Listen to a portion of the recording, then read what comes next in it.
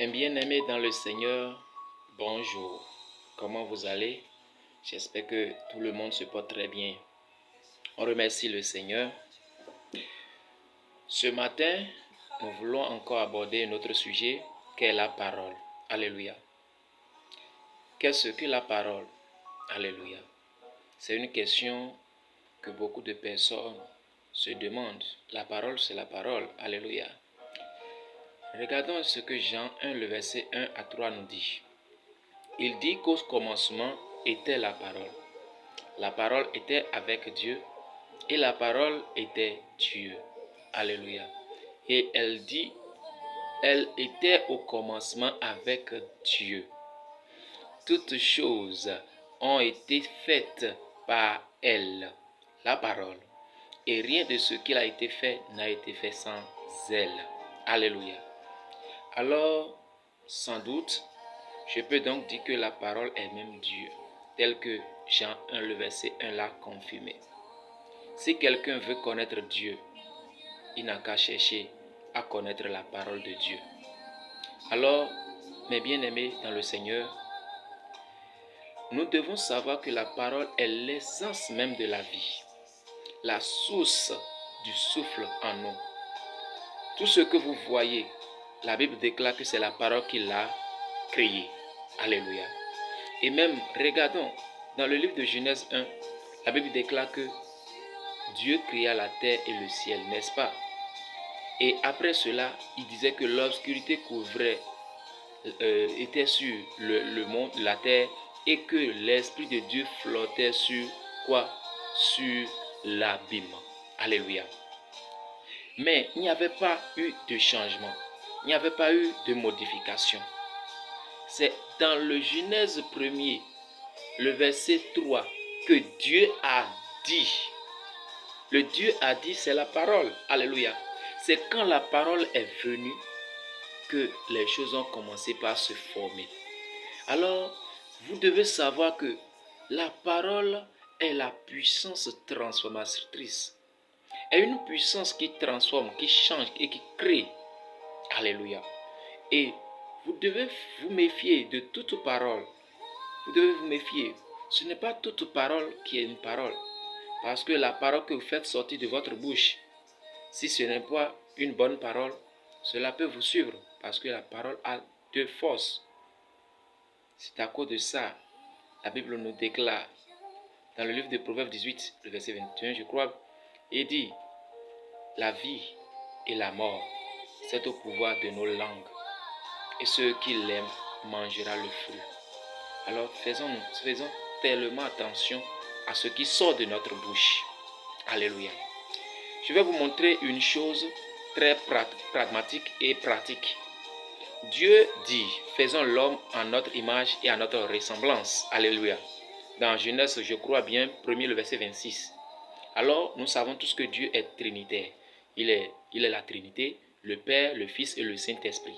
Il est trois fois saint, on dit. Alléluia. Maintenant, il dit, faisons l'homme à notre image et à notre ressemblance. Cela voudra dire que Dieu, même quand il parlait, il savait qu'il était un. Il n'était pas lui seul. Il dit, faisons. Cela voudra dire qu'il est en train de parler à quelqu'un d'autre. Donc cela prouve qu'il est trinitaire. Alléluia.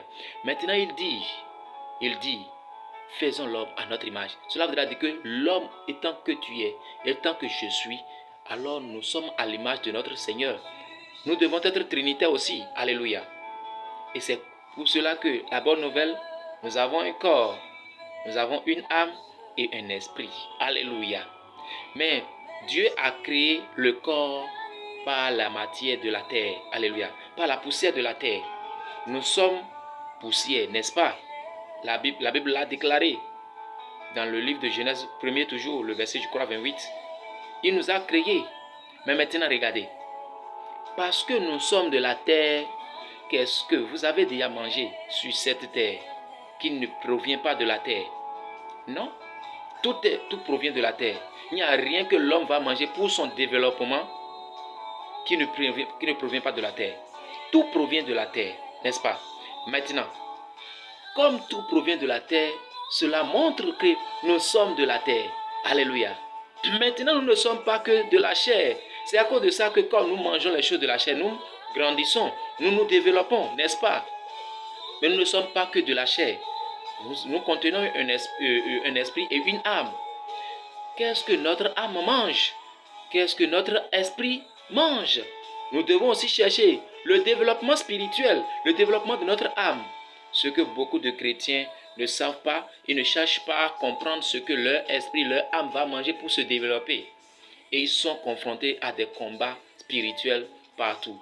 Et ils peuvent toutefois rêver, se voir c'est-à-dire faibles des choses qui ne devraient pas les pourchasser. Ils les pourchassent dans les rêves et ils crient dans les rêves.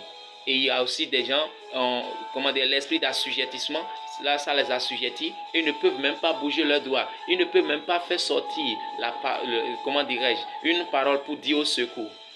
Ces esprits ont déjà pris le dessus sur leur âme, sur leur esprit, ce qui fait que dans leur sommeil, ils n'arrivent même pas à bouger. Parce que quoi? Il manque quelque chose dans leur vie. Ils ne se développent pas.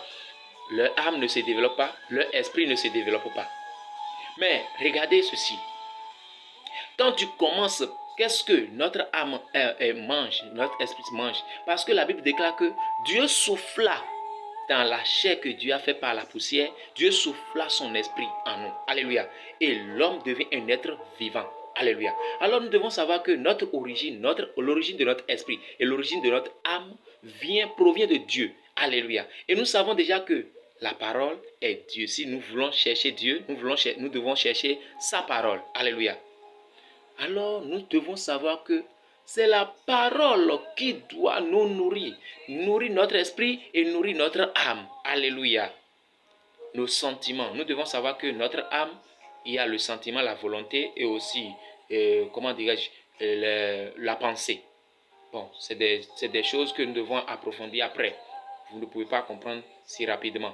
Mais en réalité, vous devez savoir que les sentiments qui nous viennent, c'est parce que tu as entendu quelque chose et que tu as commencé par penser à ces choses-là qui fait que tu as commencé par prendre des décisions, n'est-ce pas? C'est ce que nous entendons, c'est ce que nous savons qui devient notre force. Alléluia. Et ce matin, j'aimerais demander à quelqu'un de commencer par chercher la parole de Dieu comme nourriture. La parole est l'eau. La parole, il est le lait maternel. La parole, prenez ça comme de la viande, prenez ça comme le vin, pourquoi pas. Prenez ça pas comme tout ce que vous voulez, comme nourriture, pouvant vous faire développer spirituellement. La Bible même atteste que c'est du vin. Parce que quoi? Quand tu prends la parole, à des moments donnés, quand l'homme charnel prend le vin, il se dit qu'il se saoule pour pouvoir vous faire oublier certaines pensées, c'est-à-dire des soucis. L'homme charnel connaît que quand on prend du vin, on se débarrasse des soucis. Alléluia. Mais la Bible déclare, ne vous enivrez point, mais soyez remplis de l'Esprit Saint. Alléluia. Alors, remplissez-vous de la parole de Dieu. Quand vous vous remplissez de la parole de Dieu, cette même parole que vous vous remplissez va vous donner assurance que ce problème ne vous dépasse pas. Le souci là, c'est temporaire. Alléluia. La parole contient tout. La parole contient la vie. Prenez la parole comme tout pour vous. Alléluia. Regardons une chose, pas seulement lire la parole ni écouter la parole, mais la pratique de la parole nous donne tout ce dont nous avons besoin. Alléluia. Et c'est cette pratique de cette parole qui nous donne assurance en toutes choses que nous sommes, que le développement en notre esprit et en notre âme est vraiment existant. Alléluia. Dans Matthieu 7, le verset 24, la Bible déclare que c'est pourquoi quiconque entend ces paroles et que je dis et les met en pratique sera semblable à un homme prudent qui bâtit sa maison sur le roc. Voyez-vous, quand il entend et il pratique, sa maison est sur le roc, sa vie est sur le roc, et sa vie a un solide fondement. Alléluia. Ça ne peut pas s'ébranler. Il dit, la pluie est tombée, les torrents sont venus, les vents ont soufflé et se sont jetés contre elle. Cette maison, elle n'est point tombée parce qu'elle est fondée sur le roc. Alléluia. Alors, il est bon d'entendre la parole. Il est bon aussi d'écouter de lire la parole, de méditer la parole, d'écouter la parole. Mais la grande des choses, c'est l'obéissance à la parole. Pratiquer la parole. Alléluia. Regardez l'effet de la parole. Même Dans Matthieu 4, le verset 4, vous allez voir que Christ, après avoir fait le jeûne de 40 jours, 40 nuits, l'ennemi est venu le tenter. Dans nos moments de tentation, vous ne devez pas laisser la parole. Allez, la parole doit être votre force. Parce que le jour où l'ennemi est devenu, Jésus répondit au diable, il est écrit. Le il est écrit, c'est ça notre force. Quand tu ne maîtrises pas la parole, quand tu n'as pas une maîtrise de la parole, l'ennemi peut toutefois te fouler à pied. Mais par cette vidéo et que vous entendez ma parole, l'esprit d'avoir le zèle d'étudier la parole pénètre dans votre vie au nom de Jésus-Christ. À partir de ce matin, je déclare sur votre vie que l'amour pour la parole de Dieu va s'enflammer en vous au nom de Jésus-Christ. Regardons, l'ennemi même connaît la Bible. Regardons dans le verset 6. On dit, Satan même, il dit, si tu es fils de Dieu, jette-toi en bas, car il est écrit. C'est l'ennemi même qui parle comme ça. Le diable, le Satan même connaît la Bible. Faisons très très attention pour connaître plus la Bible que nos ennemis. Sinon, nos ennemis vont utiliser même la parole pour nous faire tomber. Alléluia. Cherchons à connaître la parole. La parole, c'est notre nourriture spirituelle. C'est notre nourriture. C'est ça qui nourrit notre âme, qui nourrit notre esprit. Alléluia. Et c'est à cause de ça que quand vous voulez étudier la parole de Dieu, cherchez à jeûner. Parce que quand tu faiblis le corps, tu es en train de vouloir nourrir ton esprit. Alléluia. C'est à cause de ça que nourrissez votre esprit par la parole et assujettissez votre corps à des moments donnés. Dieu va vous donner la grâce de jeûner au nom de Jésus-Christ. Alléluia. Donc ce matin, c'est le peu de paroles que j'ai pour vous ce matin concernant la parole. La parole, c'est la source de la vie. Quand tu as la parole en toi, l'ennemi même a peur de toi. Et je prie pour vous, à partir de ce matin, quand l'ennemi va vous voir, à cause de la parole qui sera en vous, il va s'enfuir au nom de Jésus-Christ. Alléluia. Jésus-Christ vous aime et que Dieu soit toujours avec vous, qui vous donne la grâce d'aimer sa parole. Alléluia. Il dit que ce livre de la loi ne s'éloigne point de ta bouche, médite-le jour et nuit, afin que tu aurais du succès. Alléluia.